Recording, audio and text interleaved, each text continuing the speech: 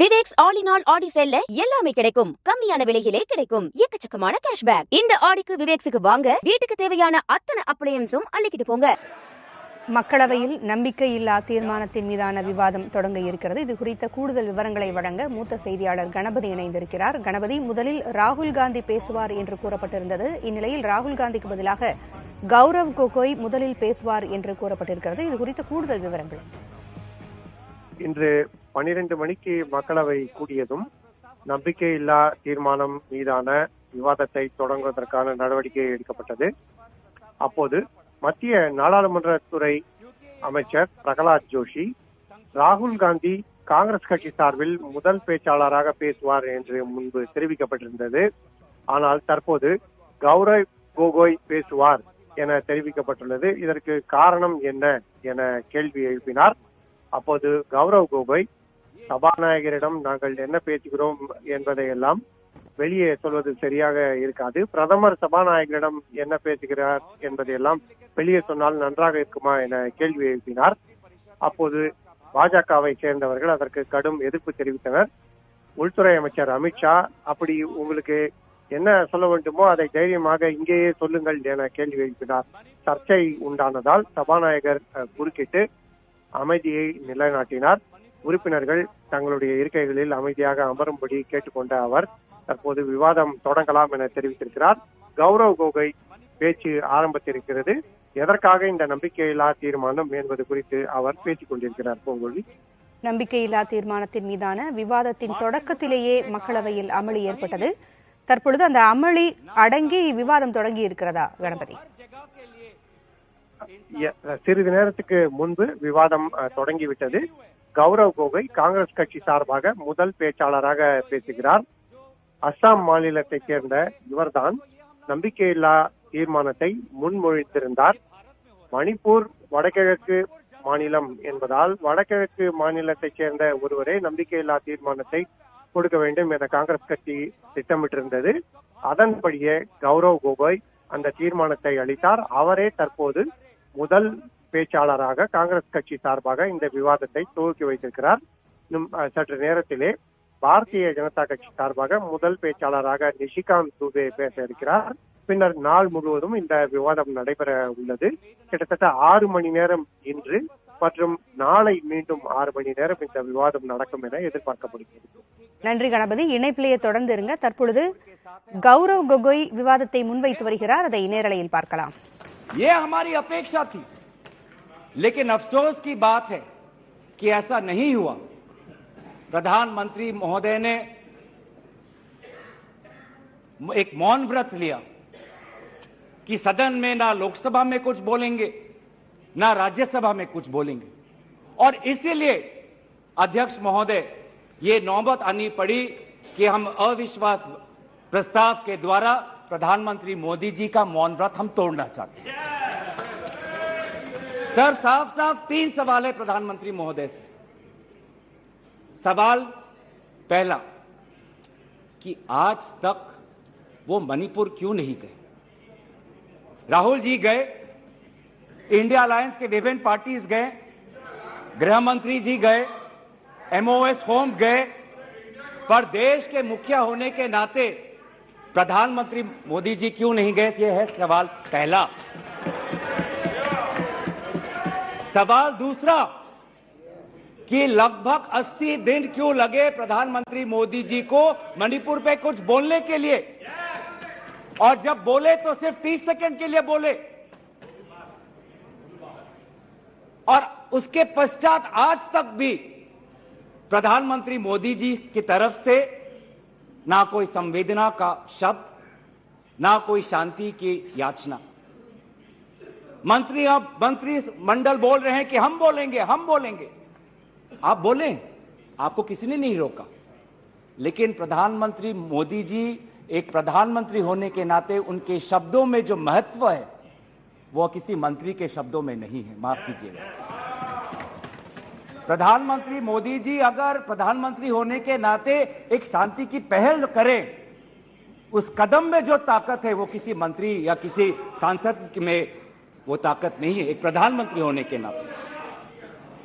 सवाल हमारा तीसरा कि प्रधानमंत्री जी ने आज तक मणिपुर के मुख्यमंत्री को बर्खास्त क्यों नहीं किया। आपने गुजरात में जब निर्वाचन आए, गुजरात में जब आपको अपनी राजनीति करनी थी तो गुजरात में मुख्यमंत्री बदल दिए, एक बार नहीं 2 बार। उत्तराखंड में निर्वाचन आ रहे थे तो उत्तराखंड में 1 बार 2 बार 3 बार 4 बार शायद आपने मुख्यमंत्री बदल किए। त्रिपुरा में निर्वाचन आए तो त्रिपुरा में भी आपने निर्वाचन आपने से पहले अब मुख्यमंत्री को बदला। मणिपुर के मुख्यमंत्री में ऐसा क्या आपने विशेष आपका आशीर्वाद आप दे रहे हैं जिन्होंने खुद कबूल किया है कि आज मेरे कारण एक इंटेलिजेंस फेलियर हुआ है। ये 3 सवाल हैं सर, और शायद इन 3 सवालों का 3 उत्तर भी है। प्रधानमंत्री मोदी जी मणिपुर पर क्यों मौन हैं, शायद उस प्रश्न का उत्तर भी 3 है। पहला उत्तर कि प्रधानमंत्री मोदी जी को कबूल करना पड़ेगा कि उनकी डबल इंजन की सरकार, उनकी सरकार मणिपुर में व्यर्थ हो गई है, विफल हो चुकी है। इसीलिए आज मणिपुर में 150 लोग मरे, लगभग 5000 घर जलाए गए, लगभग 7000 लोगों आज शिविर में हैं, लगभग 6500 FIR है। और मुख्यमंत्री, प्रदेश के मुख्यमंत्री होने के नाते जो एक संवाद का वातावरण बनाना चाहिए था, जो एक शांति, अमन और सद्भावना का एक वातावरण जो बनाना चाहिए था, आज उन्होंने सिर्फ मई महीने से नहीं, पिछले 2-3 सालों से ऐसे कुछ भड़काऊ उन्होंने कदम लिए हैं जो आज समाज के बीच में तनाव पैदा हो गया है। आज हम मणिपुर गए हैं, क्या मणिपुर में यह सबसे पहला हिंसा हुआ है? नहीं। क्या उत्तर पूर्वांचल में यह सबसे पहला हिंसा हुआ है? नहीं। इससे पहले भी हुए हैं, मणिपुर में भी हुए हैं। मैं खुद उत्तर पूर्वांचल का हूं, मैं खुद जिम्मेवारी से कहता हूं कि हुए हैं, लेकिन पहली बार, अरे आप में से तो कोई गया भी नहीं, आप क्या जानेंगे, पहले जाओ और फिर हमें परामर्श दो, पहले आप लोग जाओ। सर हम गए और बहुत दुख हुआ कि हमने समाज में 2 वर्गों के बीच ऐसा बंटवारा, समाज के 2 वर्गों के बीच हृदय में इतना आक्रोश, इतना गुस्सा हमने पहले कभी नहीं देखा। हमने पहले कभी भी नहीं देखा कि आज समाज का एक वर्ग दूसरे के प्रति बदले की भाषा का प्रयोग कर रहा है। हमने कभी भी नहीं देखा कि एक प्रदेश में एक ऐसी लकीर खींच दी गई है कि पहाड़ पे एक वर्ग के लोग रहते हैं और वैली में एक वर्ग के लोग रहते हैं। अफसोस की बात है सर कि जो सरकार एक इंडिया की बात करती है, आज उन्होंने 2 मणिपुर आपने बना दिए हैं। आपके राजनीति से 2 मणिपुर आज बन गए। मैं मणिपुर के मुख्यमंत्री को, इस सदन से पूर्व प्रधानमंत्री वाजपेयी जी की राजधर्मों को याद करने के लिए सलाह दूंगा, जिन्होंने कहा कि राजा के लिए, शासक के लिए प्रजा में भेद नहीं हो सकता, ना जन्म के आधार पर, ना जाति के आधार पर, ना समुदाय के आधार पर। सर आज 3 கேள்விகளை முன்வைத்து காங்கிரஸ் விவாதம் நடத்தி வருகிறது. பிரதமர் மோடி ஏன் மணிப்பூருக்கு செல்லவில்லை என்று காங்கிரஸ் எம்பி கௌரவ் கோகோய் கேள்வி எழுப்பி வருகிறார். விவரங்களை வழங்க மூத்த செய்தியாளர் கணபதி இணைந்திருக்கிறார். கணபதி, கௌரவ் கோகோய் தனது வாதங்களை எல்லாம் முன்வைத்துக் கொண்டு பேசியிருக்கிறார். அதன் சாராம்சம் என்னென்ன?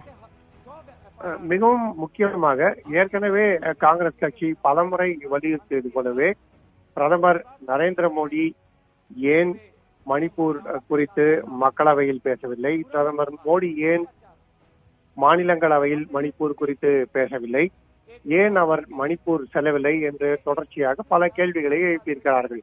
அத்துடன் மிகவும் முக்கியமாக மணிப்பூர் முதலமைச்சர் பிரேன் சிங் ஏன் பதவியிலிருந்து நீக்கப்படவில்லை? இவ்வளவு கலவரம் நடைபெற்றுள்ளது, உயிரிழப்பு நடைபெற்றுள்ளது.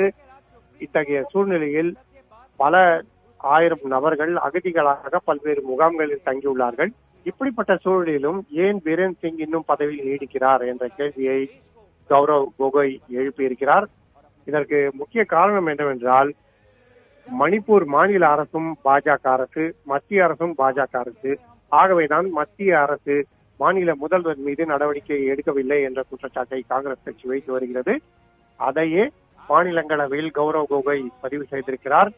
பிரதமர் நரேந்திர மோடியை நாடாளுமன்றத்தில் பேச வைப்பதற்காக நம்பிக்கையில்லா தீர்மானம் கொண்டு வர வேண்டியிருக்கிறது. அந்த அளவுக்கு நாங்கள் கடினமாக முயற்சி செய்ய வேண்டியதாக இருக்கிறது என்பதையும் கௌரவ் கோகோய் வலியுறுத்தியுள்ளார். பூங்குழலி, கௌரவ் கோகோய் பேசி வருகிறார். அடுத்து ராகுல் காந்தி எப்பொழுது பேச வாய்ப்பு இருக்கிறது கணபதி? காங்கிரஸ் கட்சி சார்பாக, எதிர்கட்சிகள் சார்பாக கௌரவ் கோகோய் விவாதத்தை தொடங்கி இருக்கிறார். இதற்கு அடுத்ததாக பாரதிய ஜனதா கட்சியை சேர்ந்த ஒரு உறுப்பினருக்கு பேசுவதற்கான வாய்ப்பு அளிக்கப்படும். அந்த வாய்ப்பை பாஜக கட்சியின் மக்களவை உறுப்பினரான நிஷிகாந்த் தூபேக்கு வழங்கி இருப்பதாக தெரிகிறது. ஆகவே அவர் அடுத்ததாக பேசுவார் எனவும், அதன் பிறகு பிற பிரதான எதிர்கட்சிகள், அதாவது திமுக, திரிணாமுல் காங்கிரஸ், ஐக்கிய ஜனதா தளம் போன்ற கட்சிகளுக்கு பேச வாய்ப்பு அளிக்கப்படும்.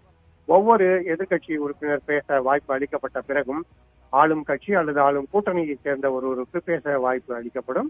அதன் பிறகு கூட்டணியின் பிரதான கட்சிகள் பேசிய பிறகு மீண்டும் காங்கிரஸ் கட்சிக்கு வாய்ப்பு அளிக்கப்படும். ஆகவே அந்த சமயத்திலே ராகுல் காந்தி பேசலாம் எனவும், அதே போலவே சசி தரூர் உள்ளிட்டோரும் பேசுவார்கள் எனவும் எதிர்பார்க்கப்படுகிறது. பூங்குழலி, கணபதி தொடர்ந்து பேசலாம், இணைப்பிலே இருங்க.